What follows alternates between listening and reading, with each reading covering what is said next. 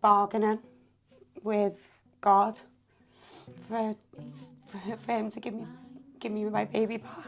It's not that simple, especially not with ketamine. The damage was The damage... too big. Yeah, so when she passed away, her bladder had completely collapsed. She had a perforated lung. I just started crying. I was crying so hard. Could barely breathe. And then I just heard a really calming voice saying, hush, she's okay. She's with her son. I think my Kundalini Awakening has helped me realise that she's not gone. She's just... Energy never changes, it never stops. It just transmutes and changes into something else. And knowing that I'm going to see her again, and knowing that she's safe and she's with her son, that gives me so much comfort. Did you pray for that? No, I didn't know anything. But you were in so much pain. Do you think that was a gift for you I think it was 100% a gift. But again, I was told the universe was weeping with me when I was crying.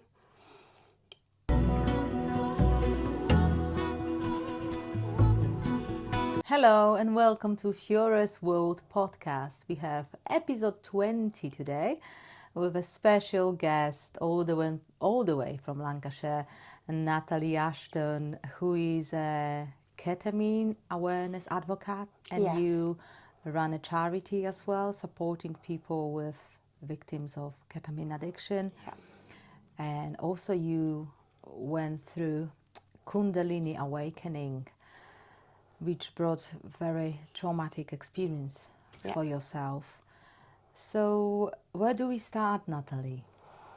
I think we best start with me losing my daughter. Yes. I think that's where... That's when it all everything, started yeah. for you.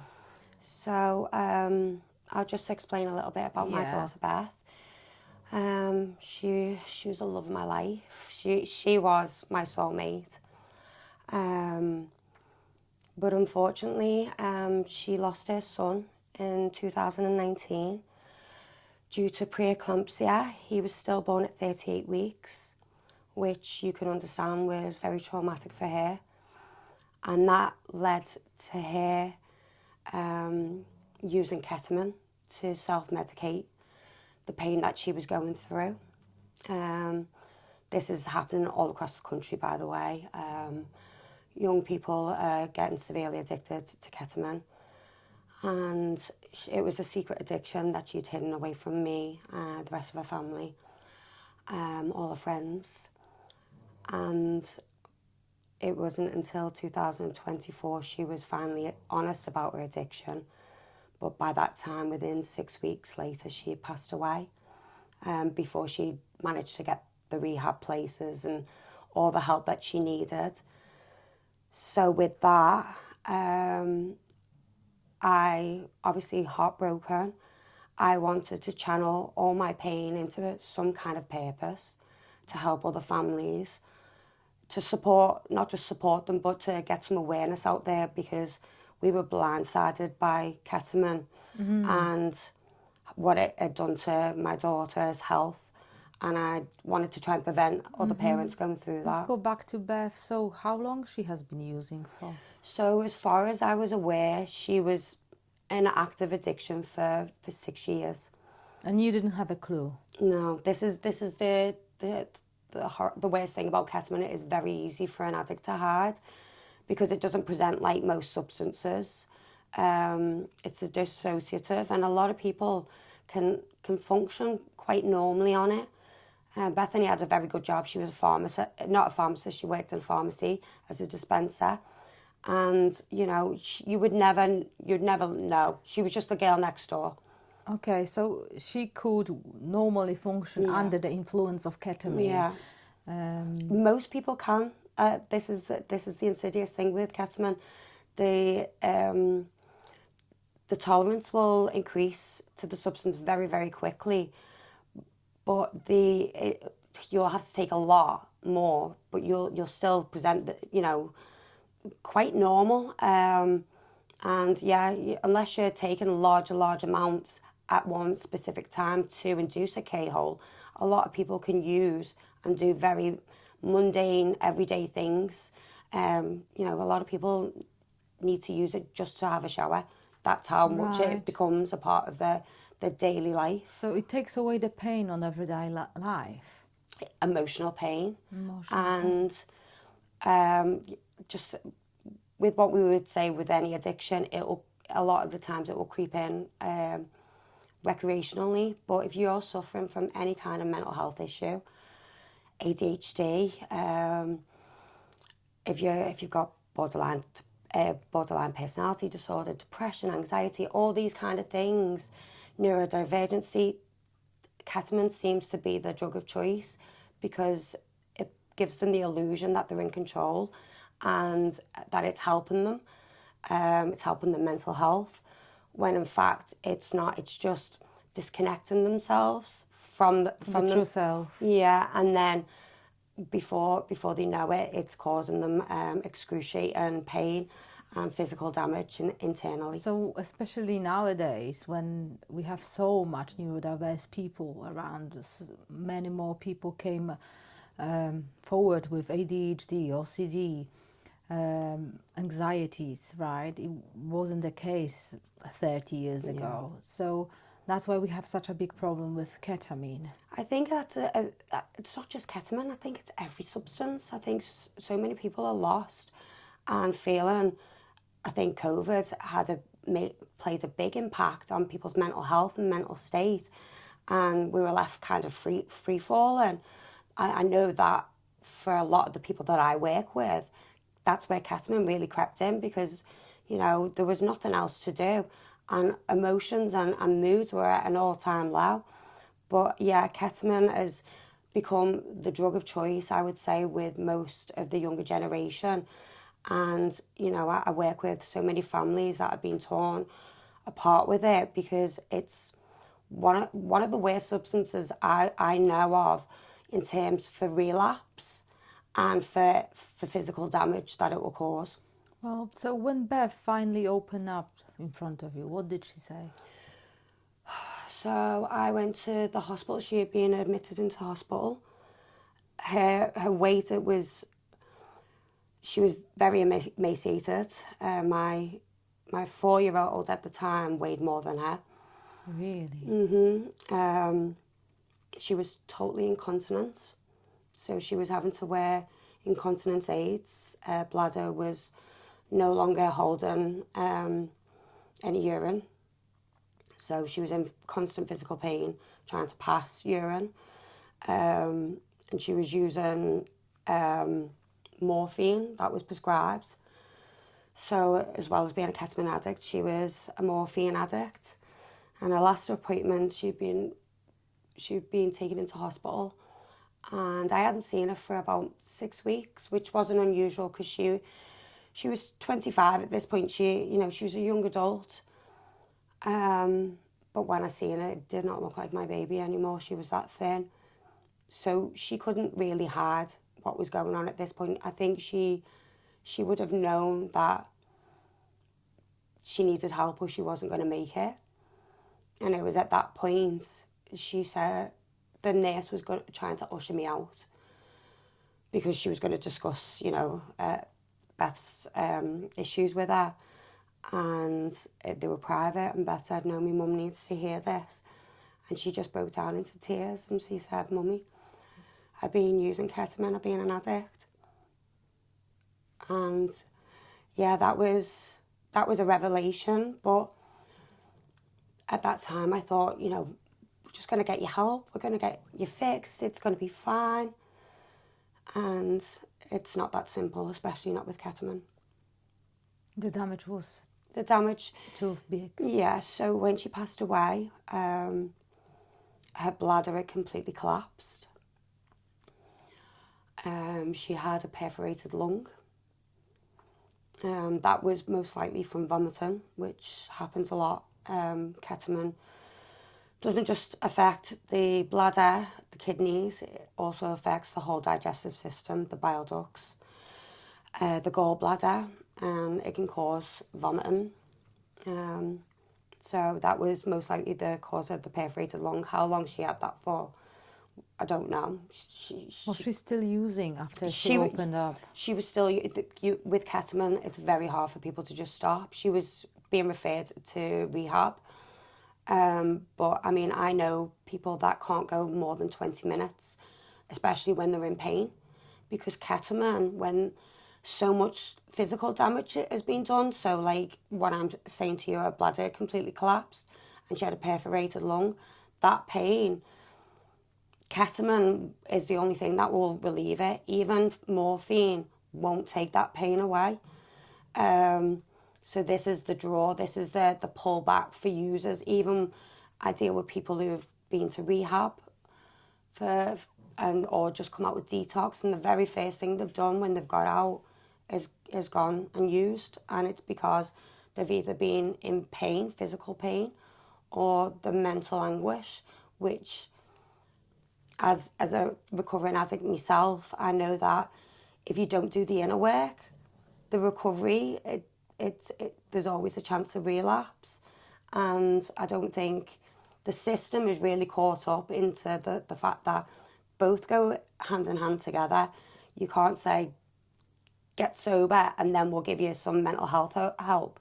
It needs to be done, especially with ketamine, side by side, because it's very, very difficult for people to just stop. I know with other substances that has been the case, and some people get it and some people don't. But yeah, there needs to be a lot more support. It's not only about getting sober. Yeah. Because it's the pain that they're masking. Yeah, because we drink or use to numb something, a part of ourselves which we can't stand. Yeah. Oh, the pain. That's a sad story. She was only 25. Yeah. Yeah. How did that affect you? What was how did you find out? I mean, was she in hospital when she passed away? No, so I had a 4-year-old, he's 5 now at the time, and her brother was 15, and I knew that it wouldn't be as easy as it just stopping, but I had set boundaries that she couldn't use in my home. And unfortunately, she went over to her father's house and she never came home. I got a knock on the door 4 days later, and it was her uncle, and I thought she'd been taken into hospital again. But I just seen the look on his face, and I knew she was gone. So sorry. It's okay. It felt like someone had just ripped me inside out.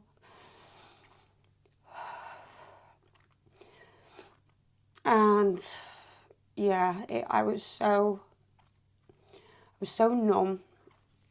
I think for the first 6 months, I was just in a haze. I was functioning, but every night I was crying. I can imagine. I was bargaining with God for him to give me my baby back. And then as it was coming up to her birthday, she passed away in November 2024, and it was coming up to her birthday in September 25. And I'll be honest, I felt like I was going to relapse myself.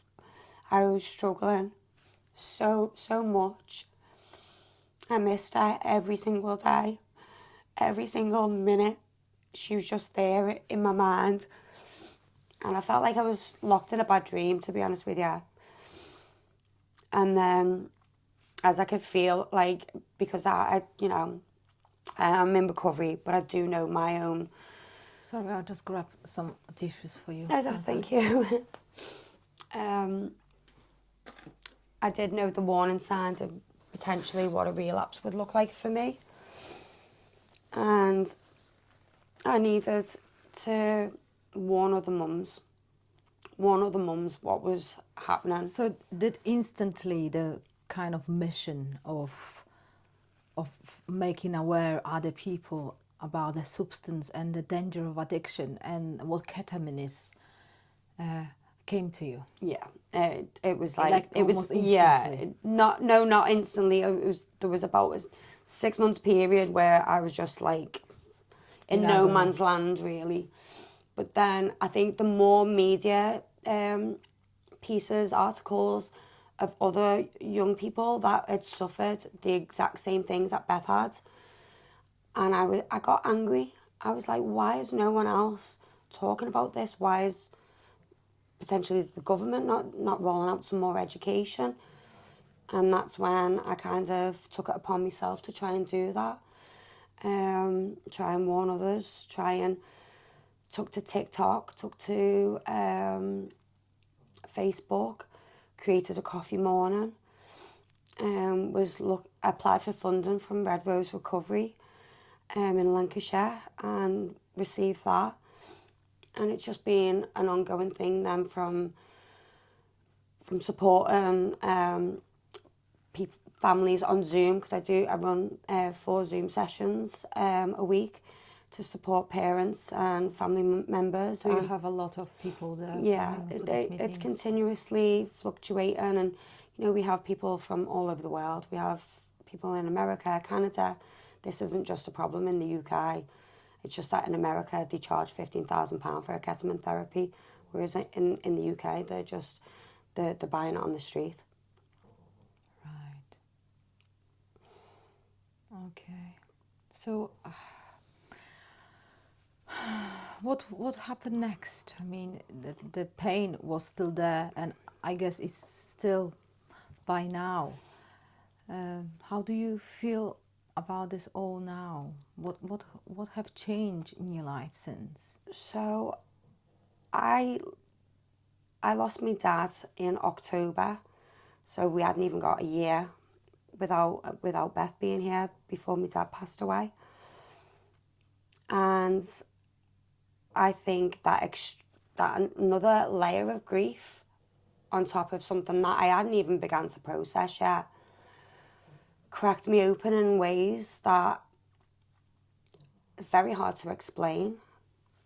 I see it as a Kundalini Awakening, but if you don't know anything about Kundalini, like I didn't, people can be very skeptical.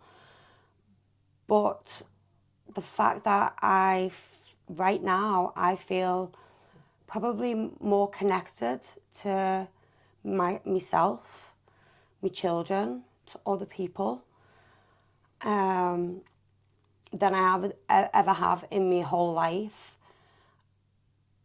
It's strange when you think I should, I could be at the bottom of a bottle by now.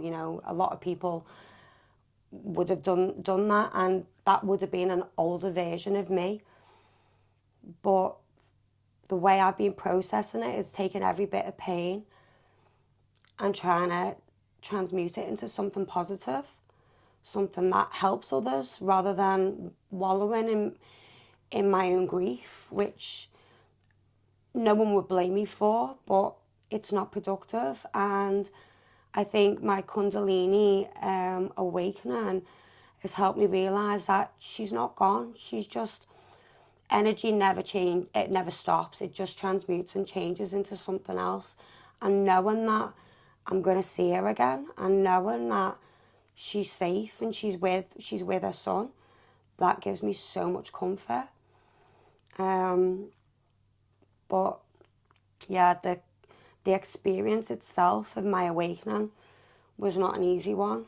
I had no prior knowledge. How it started? I mean, you went through the huge grief within a year. Yeah. First, your daughter, 25-year-old, died due to ketamine addiction. Then your dad, not full year after. Yeah. You said that cracked you open. Yeah. Was there any light, obviously, in the tunnel? Because you didn't hit the bottle. You didn't relapse. I think I always had this feeling that Beth was with me all the time. You had the feeling of her being present. I felt like she was sending me signs all the time. Can you give example? So in the middle of winter, ladybirds were her thing. When she was a little girl, I bought her ladybird wellies, matching hat, matching raincoat and umbrella.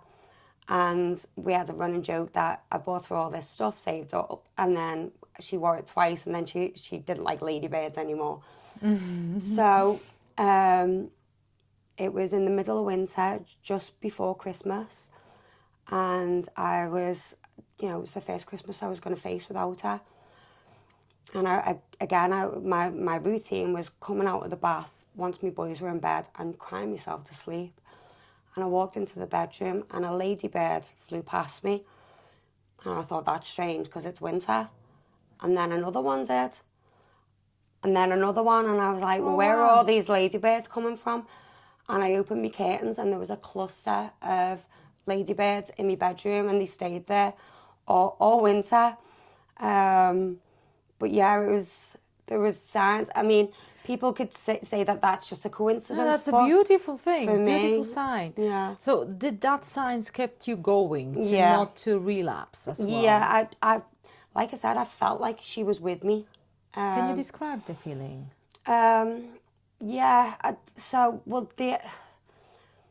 Before that, I mean, there was the point of my Kundalini Awakening where I'd not only heard a voice, but then I started hearing her voice. And when I say that I hear her voice, it could be my consciousness. I hear her in my mind all the time, telling me jokes that I'm not as witty as she was. I am not that funny, and she's pulling zingers out of the air, and it's fresh material. It's not something she's repeated to that I'm pulling out. It's like, oh my goodness. And Does she make you laugh? all the time. And I know she's safe. Through my Kundalini experience, I wasn't prepared for how much magic is still in the world and still in the universe, and we don't see it because we're so wrapped up in, what bills we have to pay. I've got this project that I need taken into work or school or university, and we forget how amazing we are and how amazing the people around us are because we get so distracted by our own pain, our own sorrow. And if we just take a breath and, for me, getting back into nature, I love meditating in nature. I love going, hugging trees. I mean, I never thought I'd be hugging a tree, but there's information that nature can give to us all the time if we just listen. Sorry, I went off on a bit of a tangent. That's beautiful. We said a few times Kundalini Awakening. Yeah. Can you explain in all your words what it actually is? Because some of our listeners might not know. So I'm not going to sit here and say that I'm an expert. I've had no guru. I've had no spiritual teacher. The experience for me, Kundalini, and for each individual is completely their experience and they how they interpret it. But for me, Kundalini is raw energy being channeled through the chakras. And again, if you'd have asked me if I believed in chakra work and energy work before this happened, I'd have went, no, not really. But everything that I thought that I knew about reality, about the universe, the cosmos, source, life, love, everything has been changed and flipped on its head. Channeling this energy and... Raw energy, do you mean source energy? Source energy, yeah. God, whatever you want. However you refer to it, but this isn't something unique to me. We can all do this. It's just that we've all forgotten how. Is that because our energy centers, chakras, I know we have 7, right? Yeah. There's a root chakra, sacral chakra, solar plexus, throat, third eye and crown. I've maybe missed something. Are blocked? Yes, for me, this is my interpretation, so it's not, that. Right. For me, when we're born, from the moment we're born, we have the ability of this vessel is a biochemical machine that is able to do amazing things. But from the moment we're born, we're putting rubbish into it. Sugar, caffeine, these are all things that inhibit the pineal glands. And beliefs. We inherit beliefs. That generational karma. I mean, just when you think about when you're small, you're asking questions. You're so inquisitive, intuitive, but then someone starts saying, "No, don't stop asking questions. Don't dream big. Have a backup plan." And all that is starting self-doubt from that moment. Whether we realise it, we're doing it or not. As children, we want to, as parents, we put on our pressures to our kids. I've done it myself. You want them to do bigger and better. But what is bigger and better for them?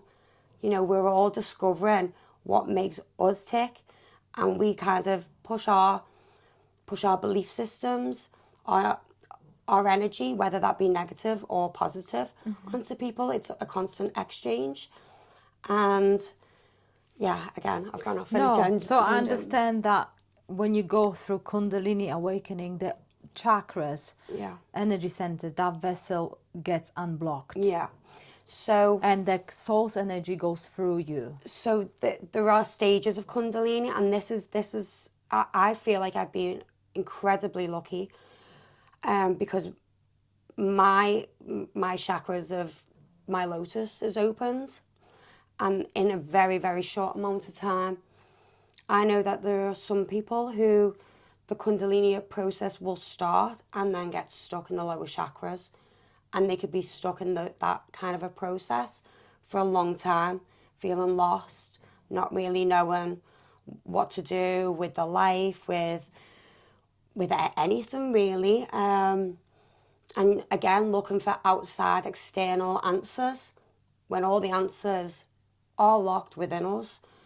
But it's finding a way to open those doors. Sometimes they can be really painful. For me, my process, I accepted the pain, I surrendered. I was told that the process of my Kundalini rising would be painful. Let me stop you, Natalie. Sorry, yeah. Did you ask for it? Did No. you pray for that? No, I didn't know anything. But you were in so much pain. Do you think that was a gift for you I to... I think it was 100% a gift. But again, I was told the universe was weeping with me when I was crying. And Aww. that this was a gift. But the process of unlocking is a lot of shadow work. I mean, even not just unlocking my pain, but again, karmic generational trauma. So how did it look like? It looked. When it started, was it like not long ago? So it was on the 7th of December. What was the first signs of it? What happened just before this started? So I'd just been filming with ITV a documentary about Beth and Ketamine. And it was a very stressful day. And then after the filming had done, I just started crying. I was crying so hard. Could barely breathe. And then I just heard a really calming voice saying, "Hush, she's okay. She's with her son." And I've never told anyone. I've told a couple of people that I share with personally, but I've never told anyone. This part of it is that there was a manifestation of red, glittery energy in the shape of Beth that kissed me. Oh, wow. Just in front of you? Just in front of me.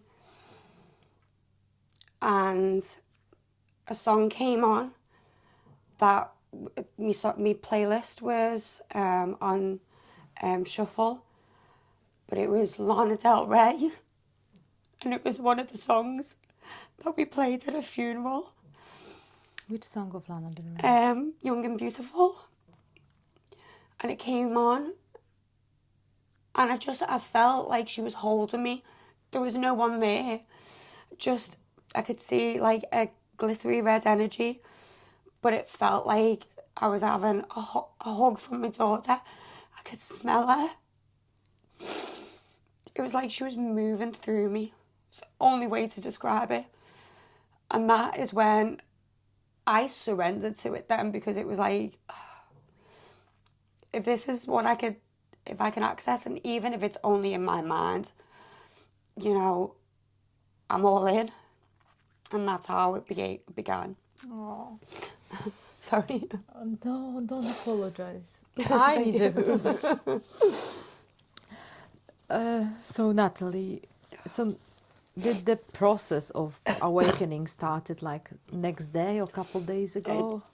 So that was the start. That was the start that night. And you said you surrendered. Did you get like this, like you said out loud or in your mind that you give the permission for something?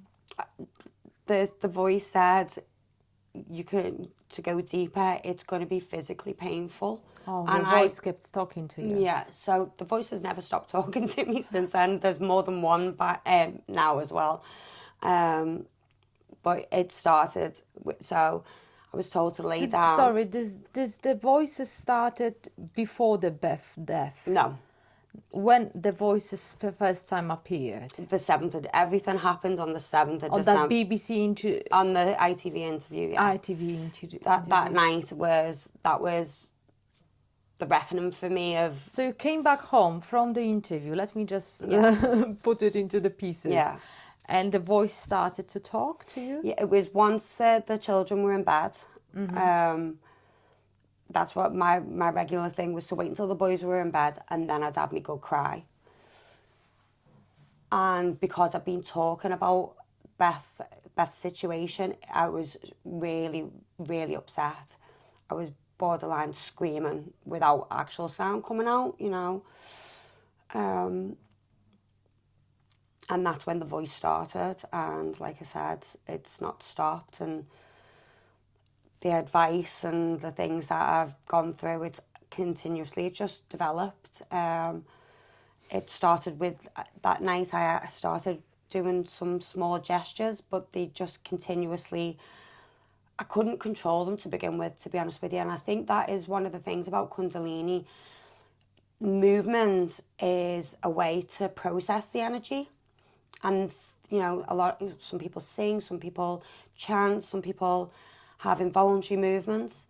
Mine started as these small gestures and then progressed into something more meaningful. So that night, the voice told you it will go deeper, that will be painful. And you said you lie down on the floor. Yeah, and what I didn't realise at that point, that was my first download or transmission, which is what we refer to as having like some outside information being brought into your body, whether that be knowledge or movement. Now it's not painful, but that night it was very painful. It felt like... What was the pain? Was it in your body? Did you feel like your chakras opening? Or? I felt red hot, burning sensation all the way up my spine. I felt like my head was going to explode. I was actually holding on for dear life onto me, like I was trying to hold my brains into my head. It was that severe. But at the time as well, it was important to remind you, to mention my diet. And I was still consuming alcohol at that time. Not an alcoholic or in any like excessive amount, but I was still, that I do think can affect how the energy is non-purified body. Yeah, of course. Because people for Kundalini Awakening, I've heard they have to prepare. Yeah. With like not eating certain foods, not drinking alcohol, meditating. Yeah, well, I was not doing really any of those things. I was doing a small amount of meditation. So you were like forced into Kundalini Awakening. Well, again, I know people who have said that they've had a spontaneous awakening, but although this was a spontaneous awakening, I do feel like I've had quite a lot of control over the process. Warnings when things are, you know, if I was going to have a painful transmission, I was told, go and sit down, this is going to sting a little. And it sometimes it felt like an electric current moving through me. Wow. How long this lasted? Some transmissions were maybe about 30 seconds. Maybe the longest one was about two minutes. So it wasn't like whole night in Angola? No, nothing like that. But with that, transmission would come, again, some movement. And I think it was about maybe 4 weeks after the initial experience, the 7th of December, that, as well as movement vocally, I started speaking light language. And the way I see it is the more you speak your light language, the more you move, the more you accept it. It's like soul remembrance. You're remembering things that the mind's only, it's brain and matter, it's cells. There's so much more to us than that. And that by using the gifts that you a lot of us are, that's what we call them, gifts, you know, the light language, for me it's a gift. By using and sharing them, they're not only healing to myself, but to other people have said that by watching me TikToks, they've felt chakras unblocking. So yeah, it's like this ripple effect of exchanging positive energy. Brilliant. So after this Kundalini Awakening on the 7th of December, you've noticed that you have different movements which you don't recognize, like they were not yours. Yeah. And how did you notice the light language? So it just came out. I was doing a video chat to my friend, and I was showing her the movements. Now the movements and mudras, a lot of them are very, they go back ancient times, and you know the certain mudras that Did you research the movement? No, they just all came through instinctively. I didn't even know what a mudra was until someone said. Somebody told you the movements are from some ancient communities, or no. Well, ancient symbols. A lot of them are Hindi. So yeah, like I said, I didn't. And you never knew about this movement. I didn't before. know. No, it was a new friend. Do you think you maybe in previous life you were some sort of? Oh, I've been able to remember previous life snippets of them, and I know that I've been a dancer in previous lives. There's some of the TikToks that I've done were drawn to very ethnic music that I hadn't, you know, I didn't know, but it's like my body wanted to move to it in a certain way.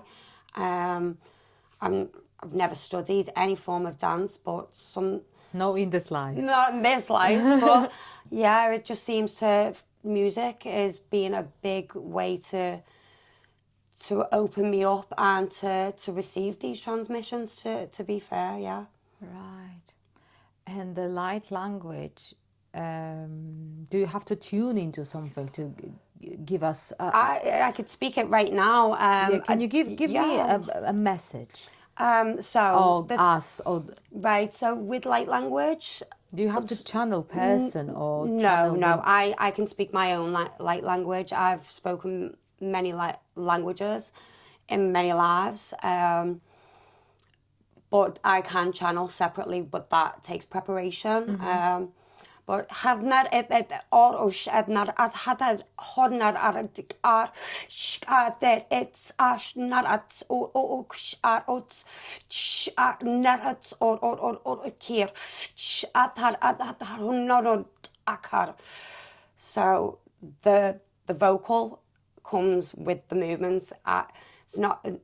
I could sit here and speak it, but it's not natural. It's like I'm forcing myself to keep my hands still.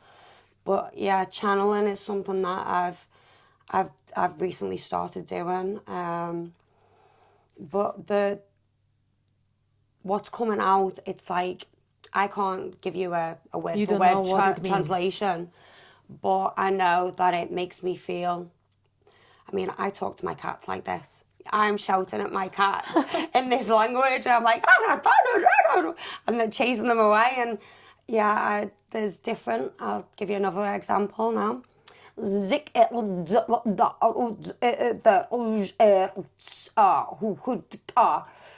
And another one.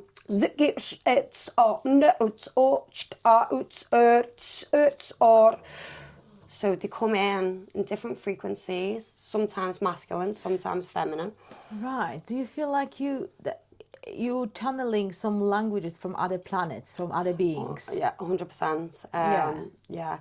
And I know, again, that's something that a lot of people will be like, what the hell? No, But I definitely believe in that. I believe that, especially for me, you've got chakras in your fingers and in your feet. The chakras in your fingers can be gateways to other star systems. And I feel like I've been given a mission, really, just to help guide other people in because I thought I was losing my mind. When this started happening to me, I was like, oh, what the hell is going on with me? I can imagine if you just being human, and this you suddenly speaking some crazy languages.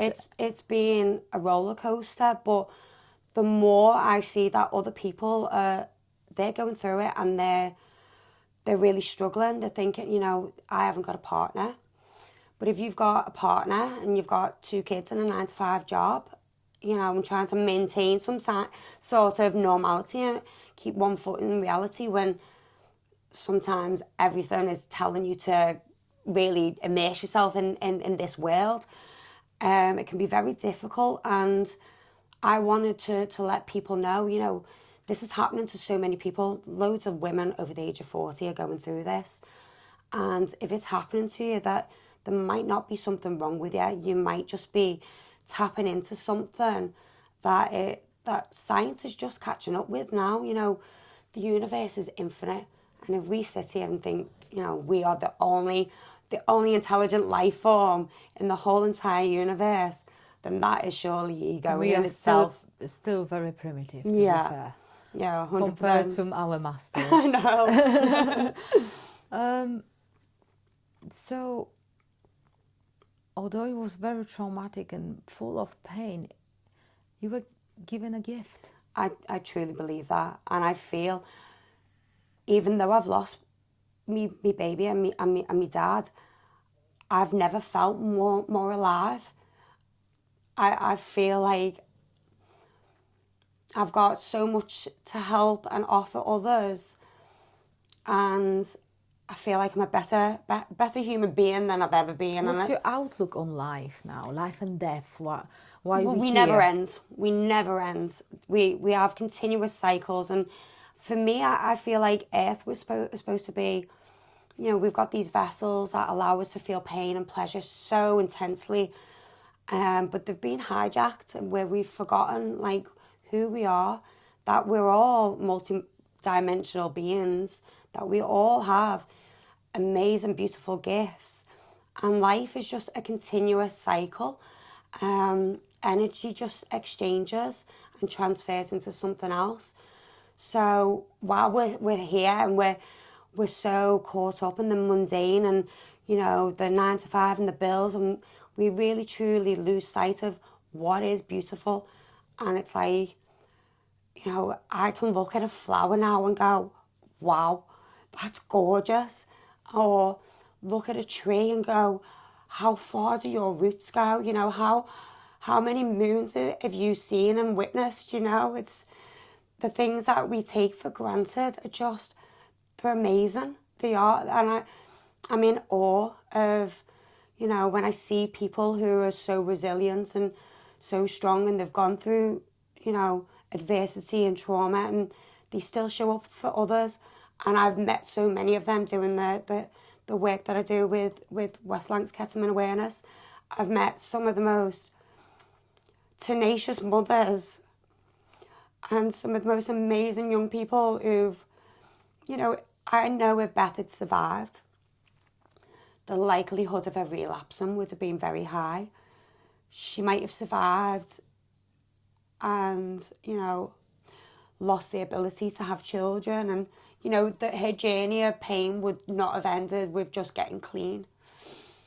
But I see these young people that have taken their pain and they're doing the exact same thing as I'm doing. I wouldn't know half the stuff I do to be able to advocate for West Lancs Ketamine awareness if it wasn't for the most amazing individuals I've met through this work. And I think connection is the most important thing that us as humans forget. We've been taught to disconnection is, we're so diverse and there's so many of us, but we are just essentially source in just different versions, and how people in the world, the one who struggle with mental health, with being lost, with tension on everyday basis and anxiety, not knowing where they're going, because these people watch this podcast, how they can find that beauty, how they can connect with the souls within themselves. Any advice? I think the first thing and the most important thing is to connect with yourself. Find something that you love and you are passionate about, and immerse yourself in some of that, because that is feeding your soul, not feeding the 9 to 5, feed your own soul. Find things that make you happy, listen to music, go into nature, really strip back everything before you were taught what the world expected you to be or what you feel like you should conform to make others happy, because true happiness is when you know that you are comfortable with yourself, because that radiates out. Other people will want to be around you. You become a magnet because good energy just keeps flowing. And yeah, I think breath work and meditation and nature and self-forgiveness, forgiving yourself, because I don't think you can really truly move on till you forgive yourself, because I think that's what, when Beth first passed away, was I looked at every single mistake, everything that I wish I could have resaid, redone. Can't go back in time, but what you can do is live in the present and start making those changes today. Einstein's definition of insanity is doing the same thing over and over again and expecting different results. If you do the same thing every single day and you're still unhappy, you need to change something up. It's the only answer, because otherwise we're just going to stay locked in unhappiness. And that's what I've started doing. Things that used to restrict me so heavily, fear of judgment, fear of what other people would think. The thing is, when you lose your child, it breaks you open in such a way, it's like the world can throw anything it wants at me and it's never going to be that bad. You got the strongest, the biggest lesson ever that actually broke you open. Because you know what, Natalie, I think like this is a school for us, for our soul to develop. So we're getting lessons on everyday basis, sometimes bigger ones, like, going through addiction, through loss, through grief, through, traumatic experiences happening, car accidents, fires, dog passed away. Yeah. But there are lots of beautiful experiences as well in the summertime, on the other hand. So our problems are like irrelevant, and they are different to other people, I feel like the lessons are tailored to what we can handle. Yeah. Do you know what I mean? Yeah. So I think imagine if you're as a soul, you come to this planet and you're saying, well, I wanna learn patience, I wanna learn wisdom, I wanna learn how to be courageous. And Source says, well, okay, I'm going to put you in this situation with this family. Let's see how you do with that. Do you know what I mean? And that's it. And for me, the understanding is if you don't do well the first time, you go back home, you go, oh, right, I'm doing it again this time. This time's going to be better. And the thing is, you don't remember that. Exactly, it's a blank slate every time. But yeah, and again, that it's like, if you think of unlocking your soul like a Rubik's Cube, you know, you'll turn this way and the colours are all wrong, so you have to go all the way back. And sometimes that's like life, you know, you get one side, all the colours are done, and then you'll switch it and then it's all messed up again. But you have to keep going, and that's what it is, that's the lesson. No matter what happens to us in life, find the beauty and turn anything that you're feeling.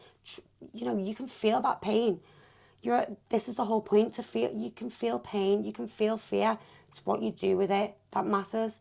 You know, you can feel those feelings, but then not let them override and not let them overtake and not let them spoil your experience. And that's what we essentially do. Would you say we have to be grateful for fear and pain as well? I think they're all necessary. As a portal to something higher? I think they're all necessary to gain that wisdom, to gain that knowledge.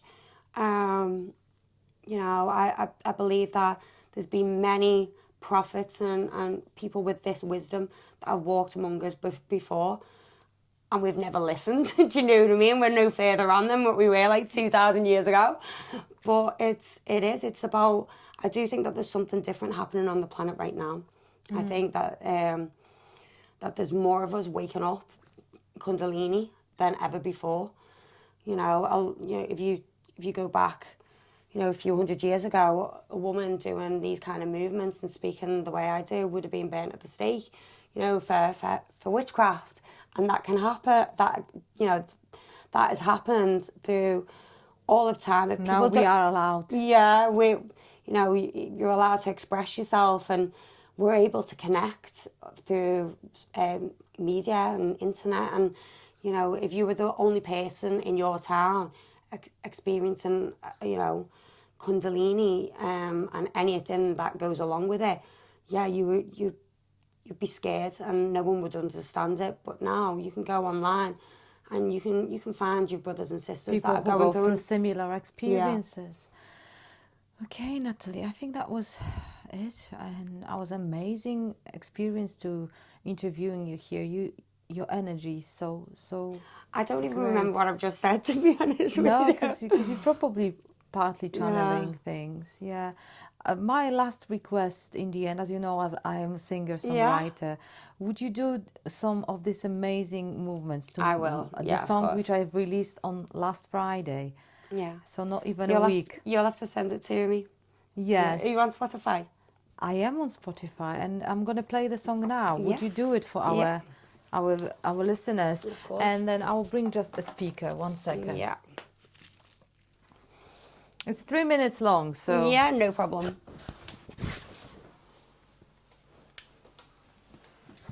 I'm just very curious. Because I've seen your videos on TikTok when I was researching the information about you. But yeah, it's live performance. Live performance for you guys. Let's connect via Bluetooth to the speaker. And yeah, and we're gonna have 3 minutes of performance from Natalie. Amazing one.